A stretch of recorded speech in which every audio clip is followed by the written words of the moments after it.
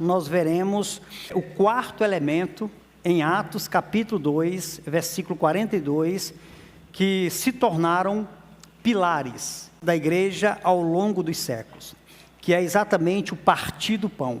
Nós encontraremos nesta passagem a igreja que nascera em Jerusalém, ela perseverou no partir do pão.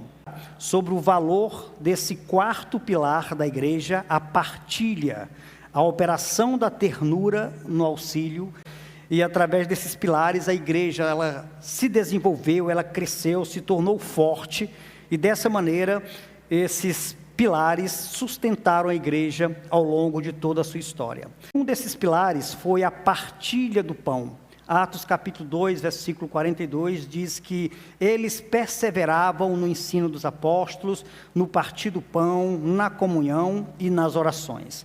E um desses pilares foi a partilha do pão. Nós temos aqui essa partilha, irmãos, como uma das formas de comunhão e da ternura no auxílio aos mais necessitados. Essa primeira comunidade, ela tinha tudo em comum. Entre eles não havia nada que não fosse compartilhado, entendendo de que a igreja era formada por diversos tipos de pessoas e classes sociais também diferentes. Então nós tínhamos ali na igreja pessoas ricas, tínhamos pessoas pobres, tínhamos pessoas com bastante condição, mas haviam pessoas que estavam à margem da sociedade.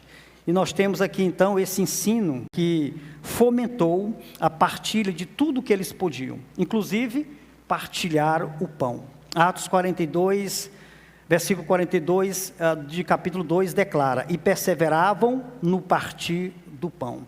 Irmãos, embora a princípio a expressão partir do pão, ela seja uma aplicação direta às refeições, em Atos, versículo 46 do capítulo 2, nós encontramos que eles partiam pão de casa em casa e tomavam as suas refeições com alegria e singeleza de coração. Então, embora a princípio, no contexto imediato, tenhamos o partir do pão como uma aplicação direta às refeições que eram compartilhadas, que eram divididas entre aqueles irmãos mais necessitados, mas também nós temos neste versículo já uma indicação que esse partir do pão também é uma referência à ceia do Senhor. As evidências textuais dentro do livro de Atos apontam de que a igreja também, ela realizava a ceia do Senhor com a mesma expressão que encontramos aqui em Atos 2:42, partiam pão.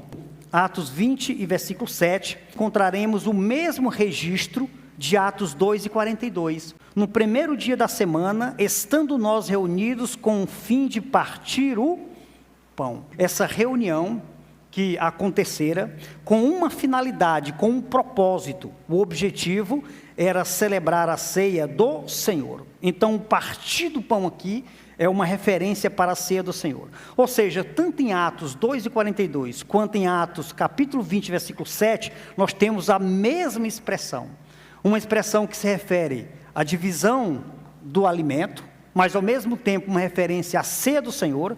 E em Atos capítulo 20, nós encontramos uma referência direta com a mesma expressão para a ceia do Senhor celebrada por aquela igreja. Por isso, o partir do pão foi uma das refeições desenvolvidas na igreja de forma comum, ao ponto de que esse elemento dentro da igreja foi até motivo de perseguição em algum momento do Império Romano. Eles se reuniam para celebrar a ceia, ao mesmo tempo que celebravam a ceia do Senhor, havia ali naquele momento também uma refeição. Essa refeição era exatamente o fato de que muitas pessoas pobres, pessoas que não tinham condições, pudessem então compartilhar daquele momento. O Império Romano, ele entendeu de que os cristãos se reuniam às portas fechadas para um rito canibalesco, e por esta razão, em alguns momentos a igreja chegou a ser perseguida por causa da ceia do Senhor. A ceia do Senhor também ficou conhecido através da história, nós chamamos de a tradição da igreja, como a festa do amor, em que eles realizavam exatamente uma grande ceia e ali havia um jantar ou havia uma refeição para os amados irmãos. Lembremos de que Paulo corrige o comportamento inadequado da igreja em 1 Coríntios capítulo 11, 12, 13. Paulo ele está normatizando o culto público, normatizando o culto sobre as vestimentas, quando ele fala sobre o véu que as irmãs utilizavam. Então ele vai dizer como esse véu deveria ser utilizado. Depois ele vai corrigir um comportamento errado da igreja quanto à ceia do Senhor. Ao longo do tempo ela se tornou mais uma reunião para as pessoas comerem, festejarem, as pessoas se embriagarem, as pessoas esqueceram o que a ceia significava. Então a igreja não estava se reunindo para realizar a ceia, mas se reunia para festejar, se reuniam para beber, se reuniam para ficar bêbados.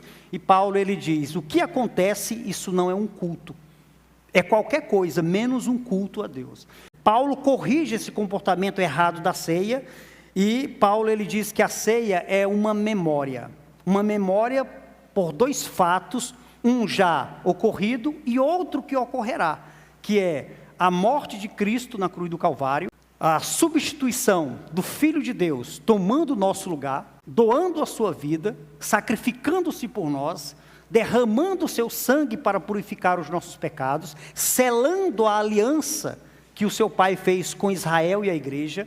E dessa maneira, a ceia do Senhor deveria ser lembrada como um ato de sacrifício, de redenção, um ato vicário que Cristo realizou na cruz do Calvário, e a igreja deve se reunir para lembrar esse fato. E o segundo fato que ainda ocorrerá, que se consumará no futuro, que é o arrebatamento da igreja.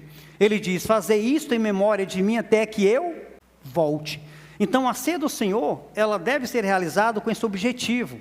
A ceia do Senhor não deve ser realizada com a mentalidade de festa, com a mentalidade de que vamos comer, vamos beber, vamos nos embriagar e que vamos fazer aqui uma grande festa. Não, a ceia do Senhor é um ato solene, é um ato em que nós estamos ponderando, meditando. Não é um ato onde a igreja está festejando. É um ato em que a igreja ela pondera sobre o sacrifício de Cristo e a promessa do seu retorno. Nós temos então aqui a morte de Cristo e o ato que a igreja deve pensar como um ato de esperança. A esperança do retorno de Cristo. Irmãos, a ceia do Senhor é exatamente esse momento. E Paulo ele diz que aquele que come indignamente será réu, culpado da morte de Cristo e condenado com o mundo. Portanto, irmãos, a ceia do Senhor deve ser celebrada dessa maneira. Hoje nós estamos aqui para celebrar a ceia do Senhor com a mentalidade de que Cristo morreu por nós, tomou nosso lugar, sacrificou-se, pagou a minha dívida que eu não tinha como pagar. Cristo ele cancelou a minha dívida com o Pai dele, e eu devo de forma grata ponderar sobre isso. E encher meu coração de esperança de que Ele está voltando para nos levar eternamente à presença dEle. Além da ceia do Senhor, para aquela primeira comunidade cristã, ser exatamente um ato de ponderação e de pensar e de refletir sobre a obra redentiva de Cristo, esses irmãos, eles cuidavam uns dos outros de forma carinhosa. Eram pessoas simples, pessoas em sua grande maioria necessitados, e os primeiros membros daquela igreja, com mais condição, auxiliavam esses membros. Eles aproveitavam esse momento para fomentar o fato de que a ceia do Senhor deve promover na igreja a esperança da comunidade cristã do grande encontro com Cristo. Eles cuidavam uns dos outros, eles protegiam uns aos outros, e a ceia do Senhor foi um dos elementos que fomentou isso no coração daquela igreja. Portanto, irmãos, nós também devemos nos esforçar para nos mantermos firmes e fortes. Devemos fortalecer a nossa comunhão por meio desse ato que Cristo realizou por nós. Muitas vezes, amados, nós achamos que a comunhão da igreja é só um momento, somente aquele momento de juntar as panelas, onde nós vamos ter ali um almoço, um jantar. A comunhão da igreja vai muito além disso. Atos capítulo 2 diz que todos que creram estavam juntos. A fé, ela tem um poder de unir as pessoas. A fé tem um poder de juntar as pessoas. A fé tem um poder de tornar forte essa unidade. Portanto, amados irmãos, a ceia do Senhor, sim, deve ser vista como um elemento que faz parte do culto, faz parte da liturgia do culto, e deve ser vista como um ato de comunhão. Mas não pelo ato da festa, mas pelo ato de Cristo em dar a sua vida por nós.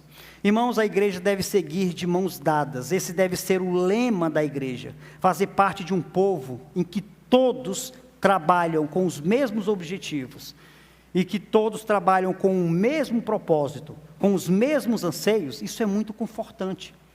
Saber que essa igreja é um corpo que cuida uns dos outros. Isso é maravilhoso. Quando essa é a aspiração real da igreja, nós sabemos que estamos no lugar certo. Esse é o lugar certo que eu devo estar. Esse é o lugar certo que a minha família deve estar. Esse é o lugar que os meus amigos devem estar.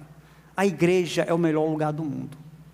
Com todas as imperfeições, com todas as falhas, com todas as dificuldades que nós enfrentamos, a igreja é o melhor lugar do mundo. Que bom seria se toda a minha família também fizesse parte da igreja. Que bom seria se todos os meus amigos fizessem parte da igreja. Que bom seria, irmãos, se todos os meus colegas de trabalho, de profissão, colegas da academia, também fizessem parte da igreja. Esse é o melhor lugar do mundo.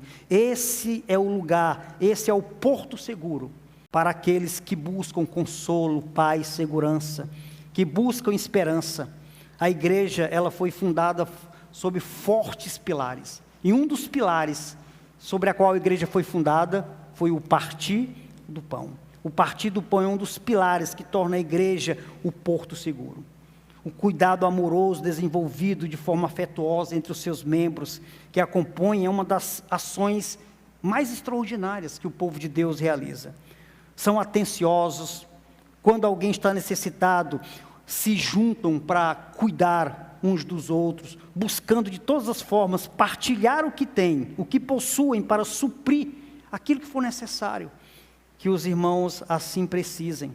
São fortalecidos e protegidos, nós cuidamos uns dos outros. É assim que a igreja deve viver, cuidando uns dos outros. Claro, em toda a comunidade, na igreja não é diferente, existem pessoas carentes. Essa é uma realidade dentro da igreja em especial, porque a igreja, ela alcançou de forma abrangente todas as classes sociais.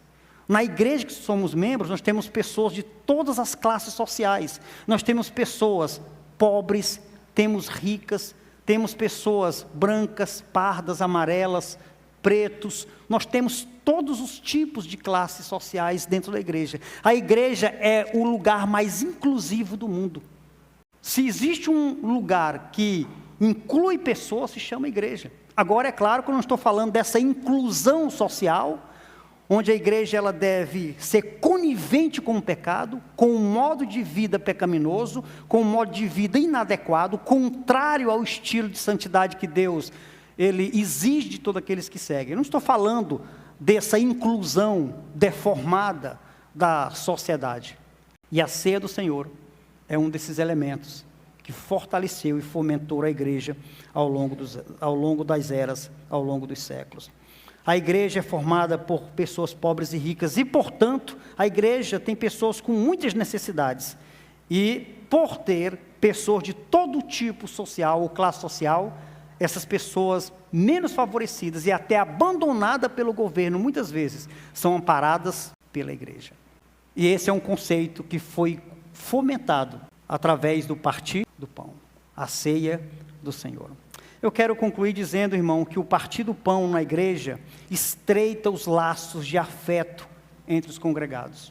O afeto dispensado gera carinho, gera apreço, admiração. Esses sentimentos saudáveis produzem saúde física, mas também produzem saúde mental em cada pessoa. O resultado final é um grupo unido. A unidade, amados irmãos, só é possível se existir entre as pessoas profunda afeição, compaixão, alegria, apreço, admiração e, ao mesmo tempo, desenvolvendo o mesmo modo de pensar, o mesmo amor, as mesmas atitudes e os mesmos sentimentos. Esse comportamento é indispensável para a existência de uma comunidade saudável. Inclusive, para a igreja. Ela não sobreviverá se ela não viver desta maneira. Será um reino dividido, mas não é isso que Cristo propõe à sua igreja. Ele propõe para a sua igreja uma igreja forte, unida, sobre os pilares que ela foi construída. Que Deus nos abençoe, que a ceia do Senhor, ela fortaleça, amados irmãos, a unidade dessa igreja, e que a comunhão esteja, acima de tudo, fomentada, solidificada sobre a obra redentiva de Cristo.